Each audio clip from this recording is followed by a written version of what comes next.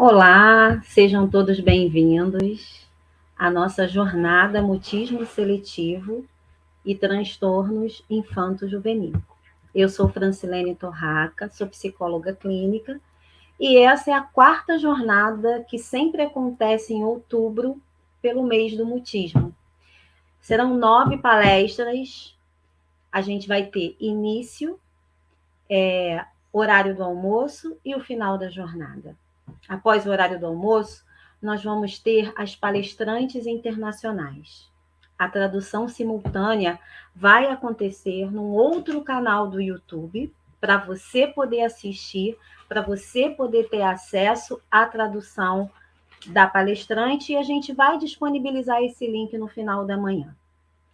Essa jornada só é possível pela disposição dos palestrantes que são voluntários. Eu gostaria de agradecer também aos nossos apoiadores, o professor Carlos Abelheira, da tradução, a FID Social Consultoria, na pessoa da Lise, o Pense Fora da Caixa, na pessoa do Guilherme, e também quero agradecer a Laís, a minha estagiária, pela dedicação, parceria. Vale dizer que a saúde mental dos jovens já era um grande problema antes da pandemia. E o suicídio é uma das principais causas de morte na adolescência no mundo. E o isolamento deixaram essas questões muito mais explícitas. E isso que eu estou pontuando aqui para vocês são dados da Unicef. Os problemas de saúde mental e social, também relacionados à violência em crianças e adolescentes, podem gerar consequências como ansiedade, transtornos depressivos, baixo desempenho escolar, alterações da memória, comportamento agressivo, violento e tentativas de suicídio. Nós somos uma sociedade que é centrada no adulto, que dá muito pouco valor à fala da criança. E nós precisamos ouvi-las de uma maneira mais empática, sem julgamentos. Os professores estão preparados para perceber essas diferenças, muitas vezes, ainda assim, por conta da dinâmica de sala de aula, por conta de tantos outros fatores que acontecem dentro do contexto escolar, nem sempre consegue identificar essas questões para poder encaminhar. E é por isso que a gente está aqui, fazendo um evento gratuito, online, onde a gente pode alcançar mais e mais pessoas da área da educação, pessoas da área da saúde, famílias, para que conheçam sinais de que as nossas crianças e os nossos adolescentes não estão bem ou estão atravessando um momento difícil de suas vidas. Entre os principais transtornos mentais, os estudos apontam que a ansiedade tem sido mais recorrente entre as crianças. A gente teve um aumento muito grande a nível de índices gerais, tá? De ansiedade na população, e com as crianças e com os adolescentes não seria diferente. Qualquer mudança de comportamento que as nossas crianças e os nossos adolescentes manifestem, ela deve ser observada, deve ser relevada e deve ser devidamente encaminhada. E aí, a gente está falando de dificuldades de interação com os colegas, uma desmotivação, um rendimento escolar menor, tá? Estou pontuando alguns fatores aqui. Os principais sintomas das crianças, ansiosas principalmente, são preocupações excessivas, expectativas muitas vezes descoladas da realidade, fixação em ideias negativas e dificuldade de memória e de atenção.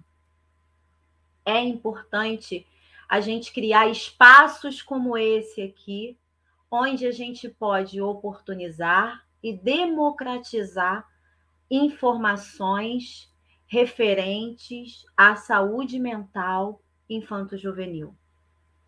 Essas crianças e esses adolescentes, eles são o nosso futuro.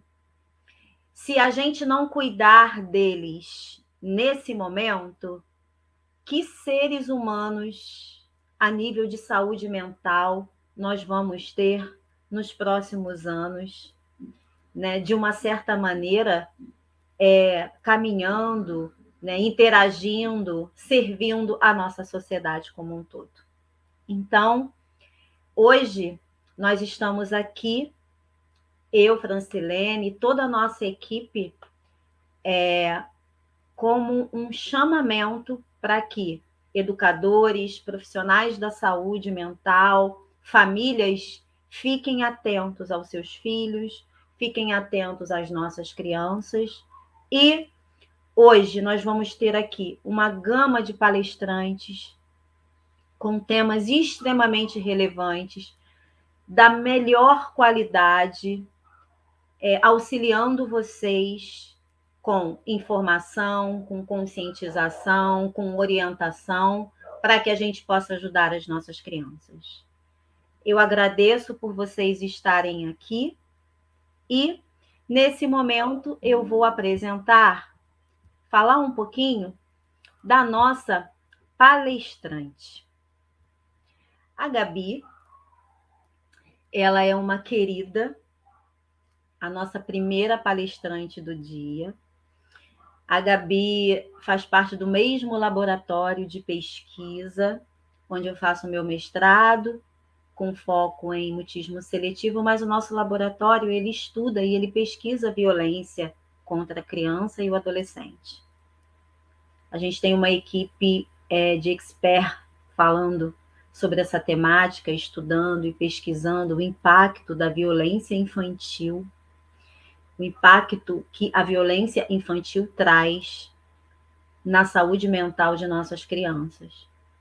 É tão normalizado, gente, a violência entre as nossas crianças, tanto em situações de famílias mesmo, que muitas vezes traz essa cultura, né, da violência como disciplinador, né, como canal disciplinador, que é fundamental que a gente escute profissionais e especialistas nesse tema para poder nos orientar e nos atualizar quanto a esses dados a nível de impacto da violência nas nossas crianças e adolescentes. Gabi vai trazer o tema como desenvolver fatores de proteção na violência contra crianças e adolescentes.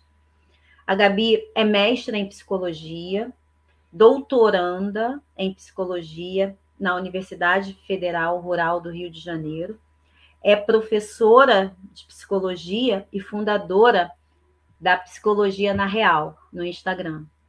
Gabi, seja bem-vinda. É um prazer ter você aqui com a gente. Bom dia. Bom dia a todas. Bom dia, Fran. Prazer realmente estar aqui participando com vocês e iniciando, né, um evento junto. Acho que é um evento muito importante para a Fran, que é uma grande amiga e parceira aí, né, do nosso laboratório, como ela apresentou. Eu faço parte também, junto com a Fran, do Laboratório de Estudos sobre Violência contra Crianças e Adolescentes, né, o LEVICA, da Universidade Federal Rural do Rio de Janeiro. E falar sobre essa temática, né, como ela mesma disse, é extremamente relevante, né, porque a gente sabe os impactos diante da violência para o desenvolvimento da criança e do adolescente. Então, é um evento que está se propondo a pensar transtornos infantis, né, esses déficits ao longo de um desenvolvimento, e a violência, infelizmente, ela afeta, né, um desenvolvimento pleno, saudável, de qualquer criança, de qualquer adolescente, né? Incluindo os adultos também que perpassam sobre a violência. Então, estou muito contente mesmo de participar com vocês. Eu posso seguir agora direto, né? Com tudo que eu planejei, não é isso? Muito obrigada, vou ter uma ajuda aí da monitoria para ir passando os slides. Eu recebi essa temática, né, da Fran e fiquei pensando, né? Caramba, como eu consigo primeiro eu responder essa pergunta, como desenvolver fatores de proteção né, nesse contexto de violência contra crianças e adolescentes, como eu consigo, Gabi, com tudo que eu já tenho de informações, com todos os estudos já possibilitados e feitos, como eu consigo responder essa pergunta, né? Eu fiquei com essa indagação. Então, o objetivo é pensarmos juntos aqui, vocês, enfim, conseguirem comentar, conseguirem falar um pouquinho também sobre o que vocês estão achando, sobre o que vocês também pensam sobre essa temática, tá? Eu vou pular um pouquinho a apresentação, mas pode passar o próximo slide. A Fran já falou tudo aí sobre mim. Muito obrigada, Fran. Pode deixar lá. Só queria destacar, né? Como ela colocou, sou fundadora também do Psicologia na Real, então vocês já podem, quem tiver disponibilidade aí, já me acompanhar nas redes sociais, que vai ser bem bacana, né? Atualmente eu estou como professora universitária e sou especialista em crianças, adolescentes e famílias, mestre em psicologia e fazendo doutorado aí nessa equipe querida, né? Que é o Levica. Então, vamos lá, né? Quando a gente pensa, então, sobre a temática da violência, é super importante a gente considerar que o que a gente tem hoje de informações em 2023, né, um período após o Estatuto da Criança e do Adolescente, que marca também um grande avanço em relação ao sistema de proteção e garantia de direito da criança e do adolescente, nem tudo foi assim, né? Nem tudo esteve como está hoje. Nós precisaríamos de um outro estudo, de um outro curso para pensar só nos processos históricos,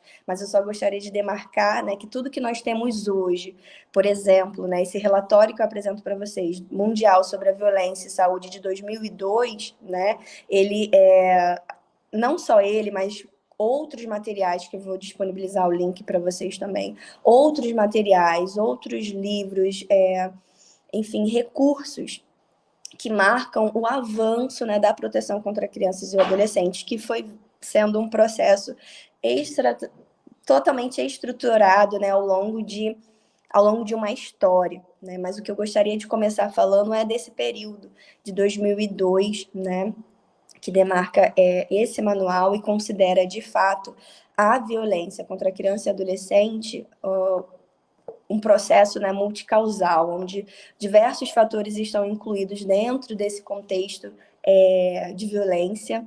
É uma questão de saúde pública, pois afeta, né, gigantemente a saúde, né, física, integral, psicológica daqueles que são violentados, né, das vítimas, por exemplo.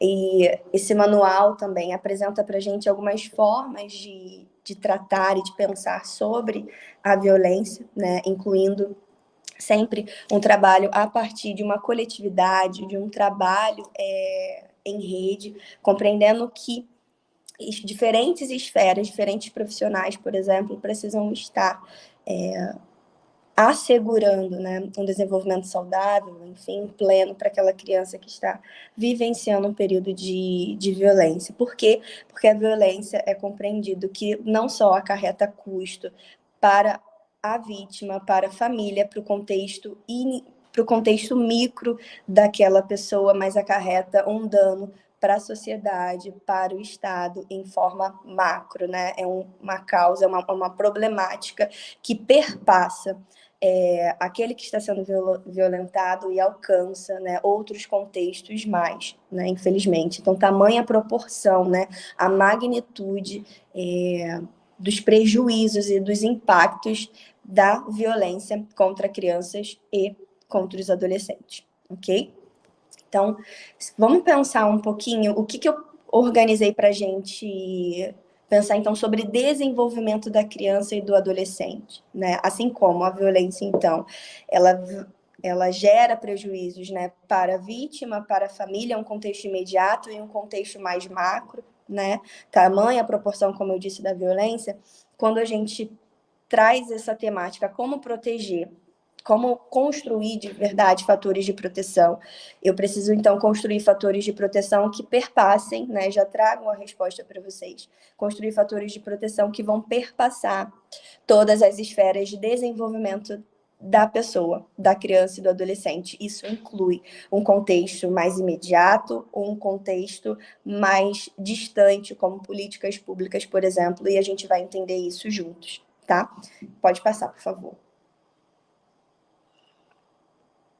Rapidamente, para que a gente entenda, né, sobre o que é a violência, né? É o uso intencional da força, do poder, que usa a ameaça, enfim, de forma a trazer danos e prejuízos significativos para aquela pessoa, né? Ou alguma lesão, até mesmo morte, tendo como consequências alterações ali, né? Causando um dano para o sujeito, né? Tendo talvez até mesmo determinadas privações. Então, essa é uma análise, né? Um conceito pela Organização Mundial de Saúde. Então, quando a gente pensa o conceito de violência, é uma violação de todos os direitos do sujeito. Então, direitos civis, direitos sociais, culturais, direitos políticos, né? Então, há uma violação de direitos, né? O que garante direito para a gente? A nossa Constituição. O que garante direito para uma criança e para o adolescente, além da Constituição? O Estatuto da Criança e do Adolescente, né? Tudo que é feito, tudo que é realizado, que não esteja descrito, né, nesse processo, é o não fazer, é o não acolher os direitos dessa criança. A violência, nesse processo, ela afeta gigantemente o artigo 227 da nossa Constituição, que toda criança tem direito ao lazer, espontaneidade, saúde, afeto, cuidado, ser cuidada de forma integral. Então, quando há uma violação, você pode passar os slides, por favor. Quando há, então, uma violação nesses direitos, né, a violência, na verdade, vem e traz uma violação nessa integralidade. Então, quando o caminho, né, de nós pensarmos na proteção dessa criança que está sendo violentada, reconstruir, reestruturar a integralidade que é por direito dessa criança. Guardem essa frase, né? Reconstruir a integralidade que é de direito dessa criança e desse adolescente. Então, quando a gente pensa numa violência, então, especificamente contra crianças e adolescentes, nós temos uma perspectiva de diferentes violências, né? Abusos físicos, sexuais, negligência, né? Exploração sexual e abuso sexual, tudo isso que vai resultar em um grande potencial ali de prejuízo para a saúde global dessa criança, para a sua dignidade, né? Então, tudo isso é visto como uma forma de violência, ok? Como eu disse, existem, pode passar, por favor, tipos de violência, né? Então, quando a gente pensa numa violência contra uma criança e um adolescente, nós vamos pensar dentro de um contexto doméstico, dentro de um contexto familiar, ok? E é uma violência que nós consideramos uma violência intrapessoal. Pode passar, por favor. Além desses conceitos, né, só para que a gente consiga entender toda uma sequência aqui, existem diferentes tipos de violência também, né? Uma criança ela pode ser agredida e violentada de diferentes formas, através de uma violência psicológica, física, sexual, negligência, né? Tudo isso são variações do que nós compreendemos da violência, incluindo, pessoal, fazendo uma soma aqui para a nossa discussão, nós consideramos também o bullying dentro de uma violência psicológica, né? E, às vezes, ele perpassa até para uma violência física, em alguns casos. Então, bullying dentro, vamos pensar, né? No contexto escolar, por exemplo, nós consideramos um processo também de violência. Então, um processo de negligência, de violação dos direitos daquela criança ou adolescente. Pode passar, por favor. Isso é só um dado assim, informativo para vocês sobre a violência sexual, por exemplo. Então, assim, a violação sexual é a quarta violação contra crianças e adolescentes. Então, tem em alguns estudos, enfim, né, marcos que colocam para a gente algumas estatísticas, organizam, né,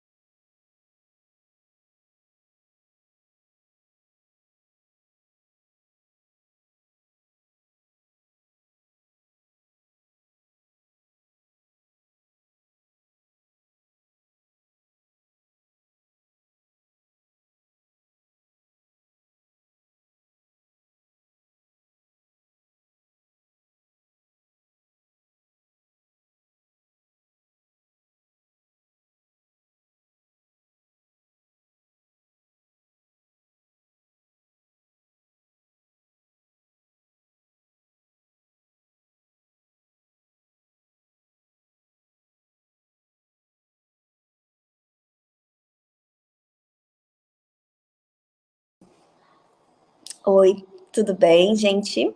Voltamos. Bom, como eu estava apresentando para vocês, né?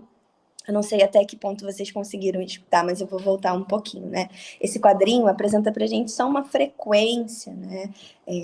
Enfim, do quantitativo, né? Os índices em relação à violência. E esse aqui é são informações da violência do abuso sexual, que mostra para a gente que em 2019, olha, mais de 80 mil, né? Quase 70 mil crianças, enfim, na verdade foram registradas denúncias contra algum tipo de violência contra crianças e adolescentes. A violação, né? A quarta maior violação que nós temos é o abuso sexual, né? Registrado no Disque Denúncia. O público, né? Enfim, né? A vítima, né? Em sua maioria são meninas, né? Mas meninos também entram nesse quadro, mas a maioria são meninas.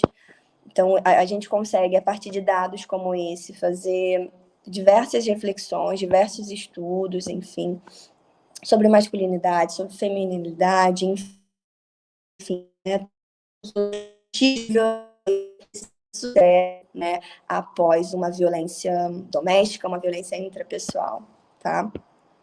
Além disso, há uma demarcação também muito forte, aqui não tem, né, nessa informação que eu coloquei, mas tem uma demarcação também muito forte em razão, né, da raça, né, da cor dessas crianças que também estão sendo abusadas e violentadas.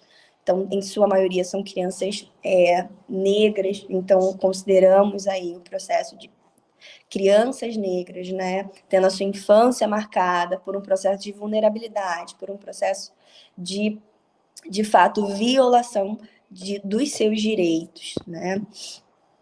Pode passar, por favor.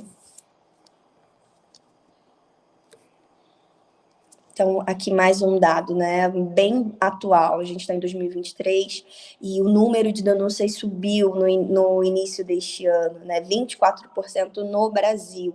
Então, isso é muita coisa, né? Por exemplo, lá em 2019 tem esse dado de 80 mil denúncias. Esse ano nós temos aí 97 mil e mais um pouquinho aí de denúncias de violação contra crianças e adolescentes no país. Então, assim, parece óbvio a gente dizer aqui que protejam as nossas crianças. Parece muito óbvio, por exemplo, para nós profissionais que estamos dentro dessa demanda, ou para estudantes que estudam sobre isso, ou que estamos também nessas discussões, mas não é uma discussão óbvia, infelizmente, para toda a sociedade, né, para um processo macro, porque violências continuam acontecendo, rompimento, né, de vínculos continuam acontecendo. Isso é um dado muito alarmante para a gente, né, de pensar assim, o que nós precisamos continuar fazendo, né, para que esse número não aumente a cada ano, mas que ele retroceda, ok? Tá fazendo sentido para vocês, gente? Pode passar, por favor. E aí, até mesmo a perspectiva, perfeito. Era isso que eu ia comentar mesmo agora. A perspectiva que eu queria trazer para a gente é na nossa ação dentro de sistemas, de uma ideia de sistema. O que? Vou explicar para vocês nesse tempinho que nós temos, né? Então, eu disse, os números eles estão aumentando, conceitualmente é fácil dizer o que é violência, é fácil até mesmo dizer as consequências da violência para uma criança e um adolescente, que é o que a gente vai falar um pouquinho mais à frente. Mas, e é fácil dizer, nossa, as pessoas estão discutindo isso, estamos discutindo isso aqui hoje, né? Parece óbvio, como eu disse, mas não é. No entanto, esses são números, né, que continuam a crescer, continuam a subir, e isso é assustador. Por quê? Porque não porque esse número subir exatamente, né? Mas por que a gente tem que continuar pensando sobre isso? Porque a criança e o adolescente, que é o nosso alvo, o nosso compromisso aqui de discussão, ele tem uma linha de desenvolvimento, né? Ele tem um progresso, um desenvolvimento, não de forma pessoal apenas. O que eu estou querendo dizer? Que para essa criança se desenvolver plena, saudável, com todas as suas necessidades emocionais básicas supridas, ela não vai se desenvolver sozinha. Ela precisa de um contexto. Então, para avaliarmos, para entendermos criança e adolescente, nós precisamos entender o contexto.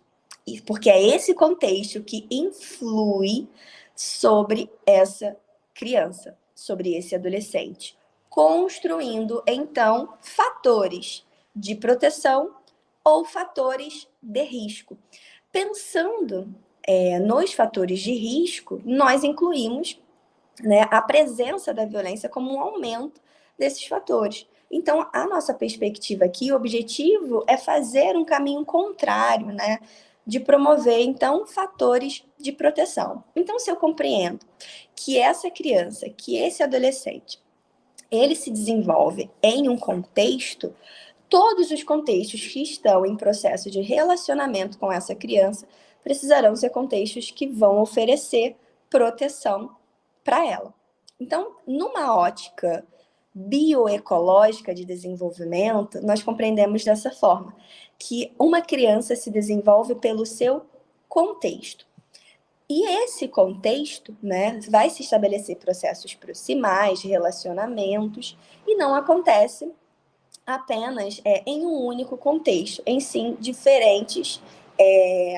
em diferentes sistemas que nós chamamos, que é o que vocês conseguem ver a partir dessa imagem aí, né? Então, se a criança ela sofre influências do seu contexto, o primeiro contexto que vai influenciar no desenvolvimento dessa criança é o contexto que está relacionado à sua família. São os contextos mais imediatos que essa criança tem, que essa criança se relaciona.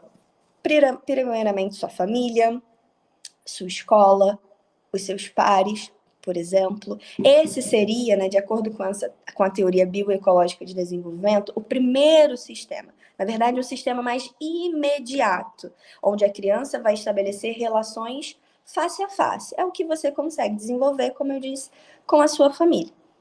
Agora, quando a gente vai ampliando saindo do microsistema, nós encontramos, então, o que nós chamamos de mesossistema.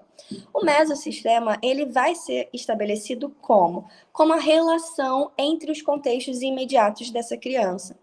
Então, é a relação que a família tem com a escola, é a relação que a família tem com a outra família, pais dos amigos dessa criança. Então, vão ser relações entre os microsistemas, onde a criança está de forma imediata e como esses sistemas eles se relacionam. Ampliando mais ainda, né, indo, né, mais adiante, nós encontramos o exossistema. Esse ele vai estar relacionado a contextos que influenciam o desenvolvimento dessa criança e do adolescente. No entanto, são contextos onde a criança não estará de forma imediata atuando como ela atua com a família, com conversas, brincadeiras, brigas, né, desentendimentos, frustrações, enfim. Não são contextos de contato imediato, mas são contextos que, mesmo distante da criança, oferecem impacto para o seu desenvolvimento, como políticas locais, políticas em relação ao meu município, de uma forma mais macro, clubes, igrejas, políticas sociais dentro daquele recorte ali onde eu moro, enfim, em relação ao meu território. Então, são contextos onde a criança ela não está, mas que oferece impacto para a vida dela. Tudo bem? Um outro sistema, então, muito maior, que comporta todos os outros sistemas, seria o macrosistema, que está relacionado a um processo de discussão que nós faremos aqui. Políticas públicas, cultura, crenças religiosas, por exemplo, o sistema de governo, tudo isso seria num processo macro. Quando a gente entende esses sistemas, a gente olha para eles como uma estrutura dentro da outra. Um grande exemplo que nós damos é aquelas bonequinhas russas, onde uma vai ficando encaixadinha dentro da outra. Então, essa seria a lógica desse sistema. Há o sistema macro e dentro dele há outros pequenininhos sistemas e que em conjunto oferecem um terreno propício para o desenvolvimento, para que ocorra relacionamentos e para que ocorra influência na construção, desculpa, gente, da criança e do adolescente. Então, a minha perspectiva aqui com vocês é de já começarmos a pensar na proteção, né, nesses fatores de proteção ocorrendo em todos os sistemas, ocorrendo em todos esses contextos que oferece desenvolvimento para criança e para adolescente. Por quê? É muito fácil a gente culpabilizar uma família por um processo ali de violação de direitos. Pode nem ser um processo de violência, mas por uma violação de direito. Mas a gente não considera o território onde essa família está inserida, a gente não considera que políticas públicas estão sendo exercidas e disponibilizadas para essa família, que recursos essa família está conseguindo construir para sair dessa situação de violação. Entende? Não tem como, pessoal, individualizar, pessoalizar um processo de desenvolvimento que ocorre em contexto, ok? Então, um processo da violência em si vai gerar, né, consequências que vão afetar todas as esferas da vida dessa criança ou adolescente. Então, todos os seus sistemas podem estar afetados, promovendo ali, né, dando pano, de fato, para contextos de violência. Então, para a gente pensar contexto de proteção, fatores de proteção, eu preciso olhar para cada um desses contextos e como cada um desses contextos podem oferecer fatores de proteção. Tudo bem? Estão conseguindo, então, acompanhar a ideia para a gente pensar juntos? Cada contexto pode oferecer fatores de proteção. Quais são eles? Eu vou colocar algumas posições, algumas ideias para a gente pensar aqui, mas você, no seu território, na sua localidade, né, na sua profissão, pode pensar exatamente como a gente vai começar a pensar aqui também, e colocar outras opções, tá? Não é uma ideia fechada, na verdade, eu considero essa palestra até mesmo como a inicial, como um start, para que a gente tire daqui outras possíveis reflexões, outras possíveis ideias. Tudo bem? Pode passar, por favor.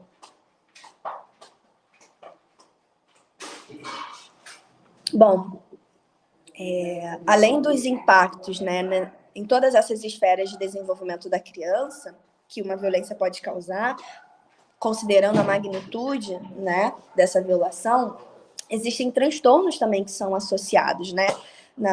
A violência contra a criança e adolescente oferece prejuízos, alterações, na verdade, a nível cognitivo, a nível social, emocional, físico também para uma criança e para um adolescente. Então, a continuidade, a manutenção, né, essa violência a longo prazo também pode oferecer outros transtornos, né? Ou seja, problemas mais enraizados, mais caracterológicos, né? Que envolvam a personalidade e alterações de humor dessa criança. Então, eu cito para vocês aqui alguns, como transtorno depressivo, ansiedade, né? O transtorno do estresse pós-traumático, enurese, encoprese, por exemplo, né? São um dos transtornos associados a experiência de violência, tá bom? Pode passar, por favor. Então, como eu falei para vocês, vamos pensar na visão bioecológica da infância e adolescência para que a gente construa fatores de proteção, fatores protetivos em todos os sistemas de desenvolvimento. Tá bom? Esse é um dos objetivos que eu quero deixar para a gente aqui. Construção de fatores protetivos em todos os contextos, em todos os sistemas de desenvolvimento para essa criança e para o adolescente. Pode passar, por favor. Então, vamos pensar no primeiro contexto, que é o primeiro sistema, né, que é o micro. Então, a proteção no microsistema. Lembrando, microsistema, as relações mais proximais, né, imediatas, os pares, né, outras crianças e outros adolescentes, a própria família dessa criança, como a relação nesse ambiente familiar imediato pode ser uma relação de proteção a favor, né, da criança e adolescente, né, e ao desfavor de momentos, né, e de episódios de violência. Pode passar.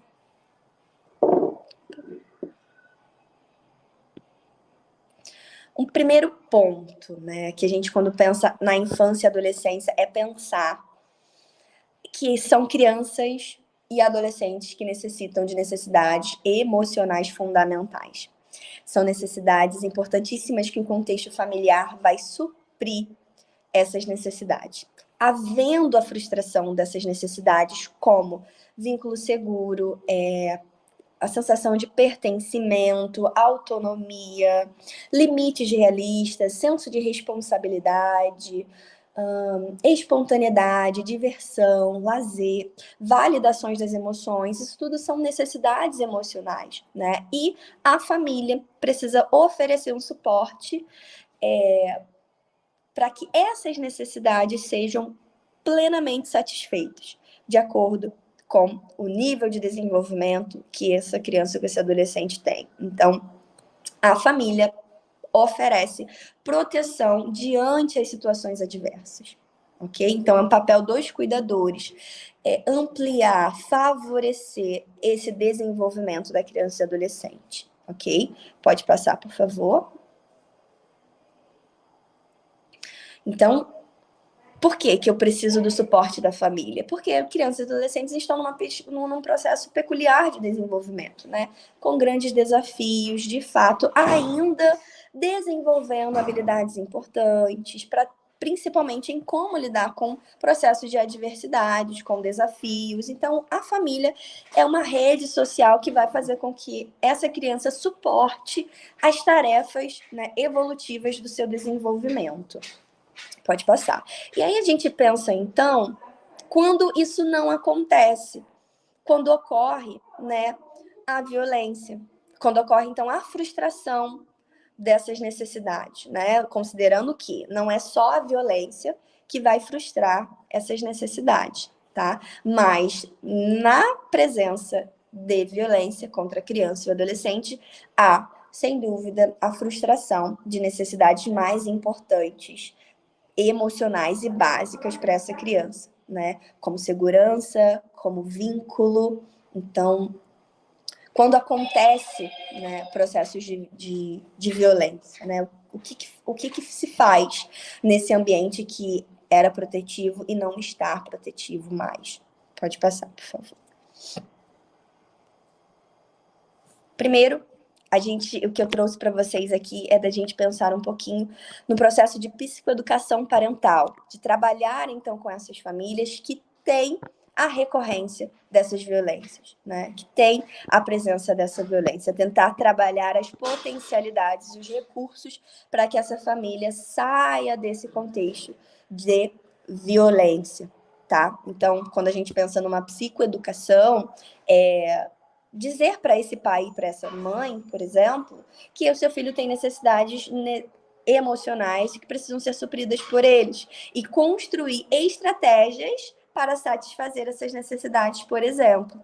Então, a psicoeducação, né, amplia a visão desse familiar, desse cuidador, sobre o que é uma educação parental assertiva, o que é uma educação parental baseada, como eu disse, nesse processo de assertividade, de educação positiva e não baseada em uma educação de violência, né? Ele começa a conhecer o que é violência, que conceito é esse?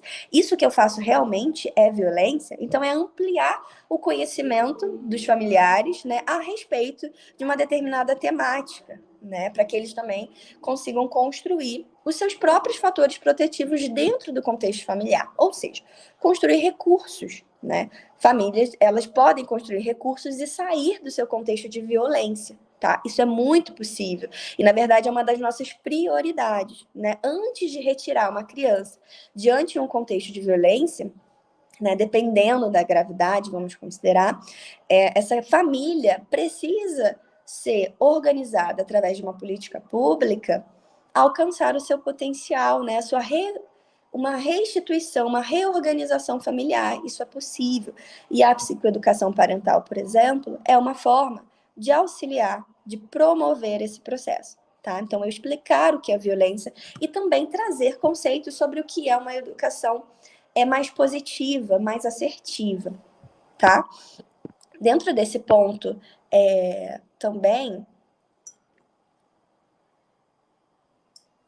eu queria apresentar para vocês essas imagenzinhas que elas estão em verde, só para a gente pensar, então, nesse processo da educação parental, né, que em casos de violência, como eu disse, essa família precisa mudar as estratégias, ela precisa se aproximar um pouco mais, então, de uma educação parental positiva, assertiva, né, romper com os ciclos de violência. Então, promover cuidado e proteção dentro desse primeiro sistema. Né? Por quê? Porque a violência, ela pode ser transgeracional, ou seja, esse pai, essa mãe que estão cometendo violência contra seu filho, contra sua filha, podem ter sofrido violência também.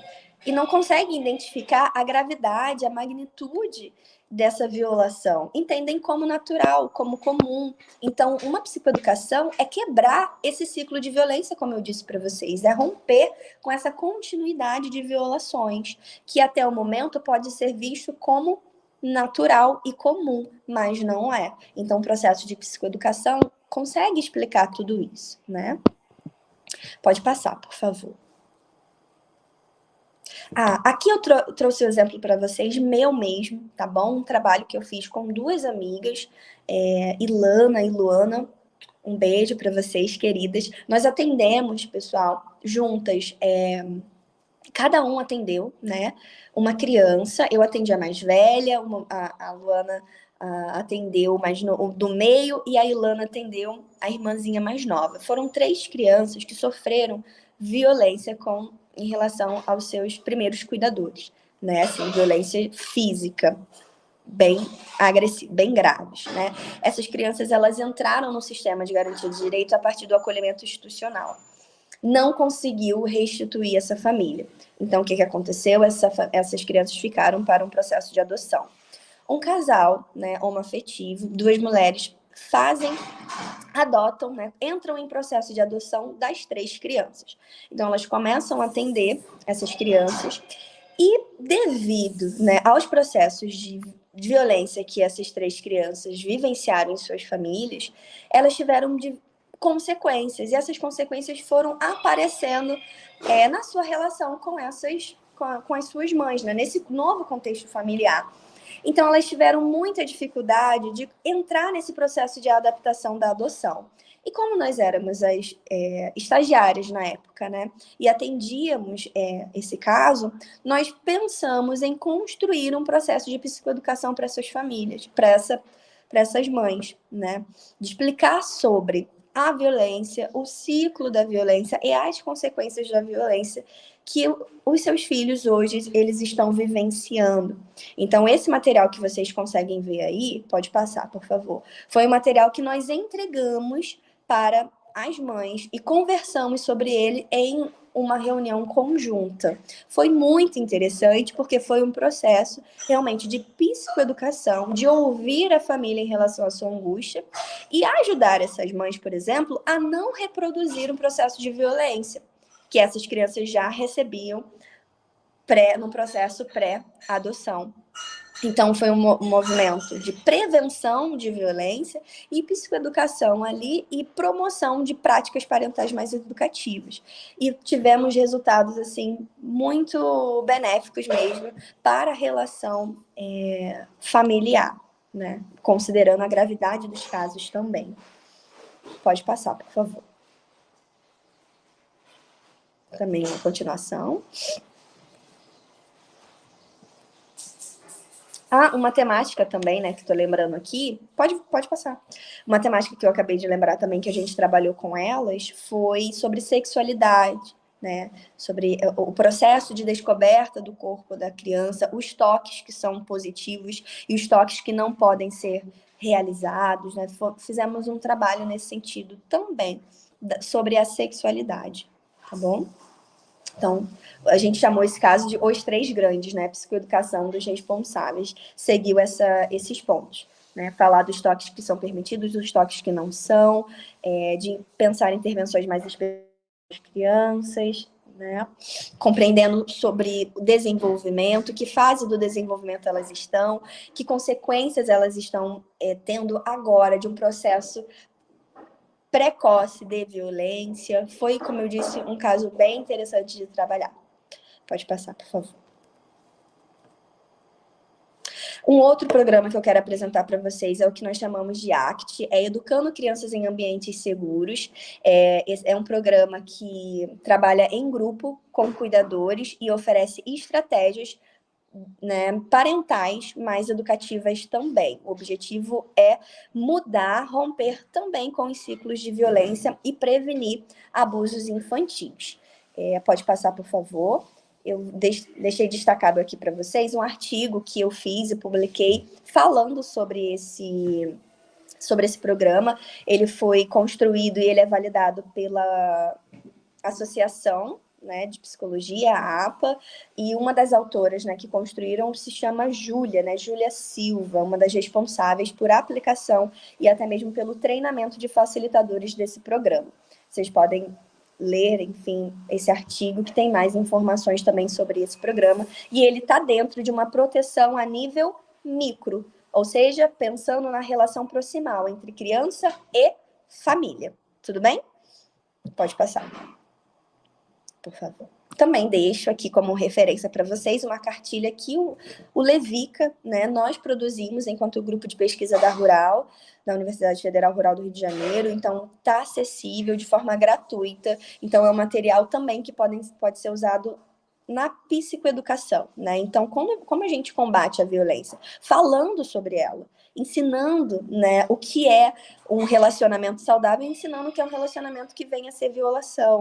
Então, essa cartilha, por exemplo, explica muito sobre esses conceitos, e eu considero um material importante para que vocês fiquem aí também como um recurso. Pode passar, por favor. Agora, pensando no exosistema, nós já estamos caminhando para o final. O exosistema, então, é os contextos mais distantes da criança, mas que oferece desenvolvimento para ela. Por quê? Em relação às políticas públicas da sua localidade, é o que o pessoal, o Conselho Tutelar, o Centro de Referência de Assistência Social, o Conselho da Criança e do Adolescente estão falando sobre ela, é a sua família extensa, são as igrejas, são os hospitais, são os clubes, todos os lugares onde essa criança tem acesso, não de forma imediata, mas oferece suporte para ela. Vamos pensar em que proteções podem ser colocadas dentro desse contexto? Pode passar, por favor.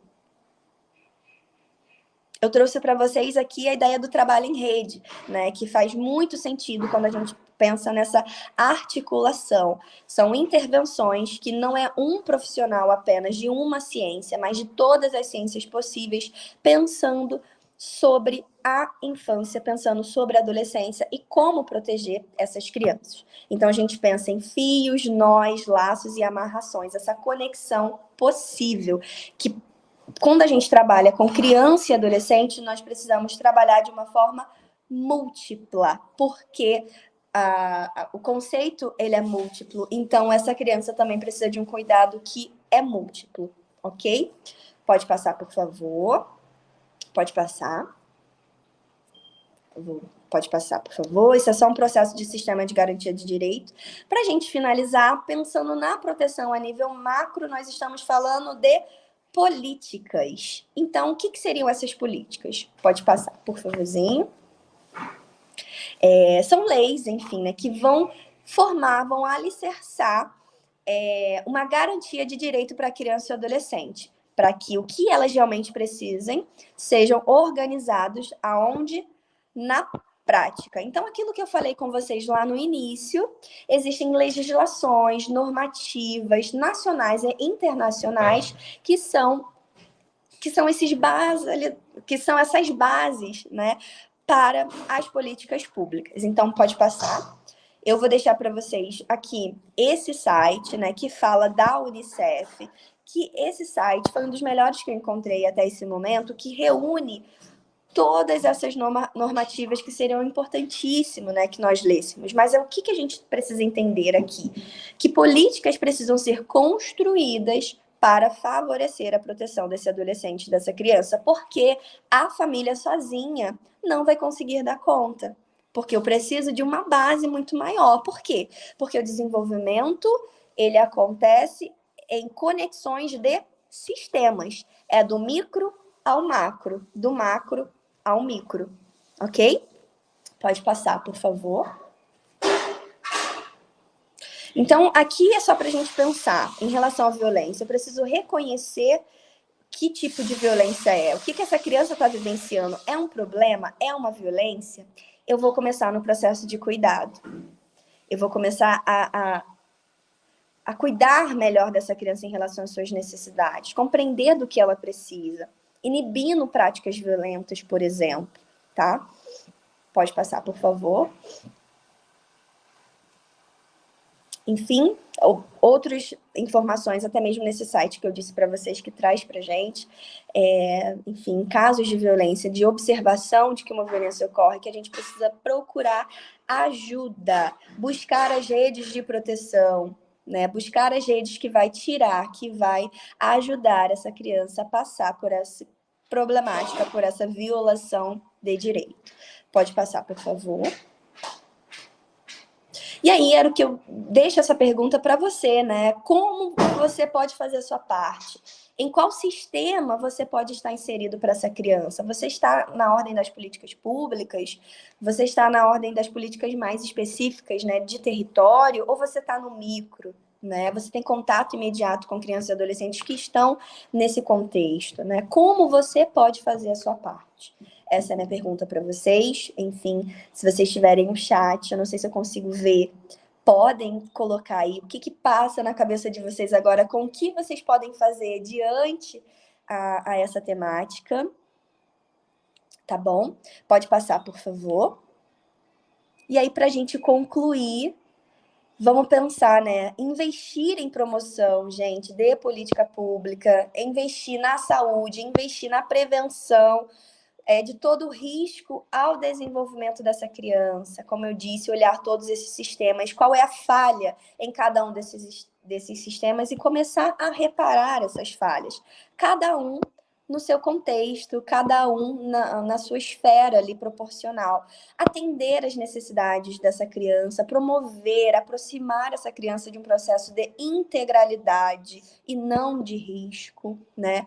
Estimular mais espaços para que a gente continue discutindo sobre isso, continuar o trabalho em rede, compreendendo que para cuidarmos de criança, eu preciso cuidar de uma forma né? Então, uma criança, ela não precisa de uma ciência, ela precisa de todas as ciências possíveis, olhando para ela. Então, eu falo do quê? Do direito, da psicologia, da medicina, das ciências sociais, das ciências políticas, da nutrição, enfim, da economia, todas essas esferas olhando para essa criança, né? Vamos lá, o que mais? E estimular, pessoal, a construção de mais programas, tá bom? Pode passar, por favor. Eu já até faço aqui uma finalização, né? Que eu estou desenvolvendo agora no doutorado um programa chamado PROSA, Programa de Desenvolvimento Saudável para Adolescentes. Ele tem um caráter para ser feito inicialmente com adolescentes em acolhimento institucional, mas ele também, né? A gente está com uma grande expectativa dele ser um programa para desenvolvimento pleno de adolescentes. Então, para ser colocado em qualquer contexto. Porque eu não preciso tratar quando o problema ele está aí. Eu posso, né, prevenir. Vamos levar, né, a bandeira mais da prevenção do que da intervenção. Quando precisa intervir, ok, é o que a gente vai fazer. Mas quanto mais prevenir, menos a gente vai intervir. Então, eu deixo aqui meus agradecimentos pela escuta. Fran, muito obrigada pelo convite. Agora eu estou vendo você aqui. E deixo minhas redes sociais, meu canal no YouTube, meu Instagram. Fiquem à vontade, tá? Estou disponível aqui, caso tenha alguma dúvida, alguma questão. Muito obrigada. Obrigada, Gabi. Linda palestra, como sempre. Uma fala assertiva, potente, importante nesse cenário de violência infantil. Uma grande pesquisadora. É uma honra ter você aqui com a gente hoje. Muito obrigada, tá? Por ter Tamo junto. aceito esse convite. E nos vemos em breve. Beijo. Tchau, tchau, pessoal. Tchau, Gabi.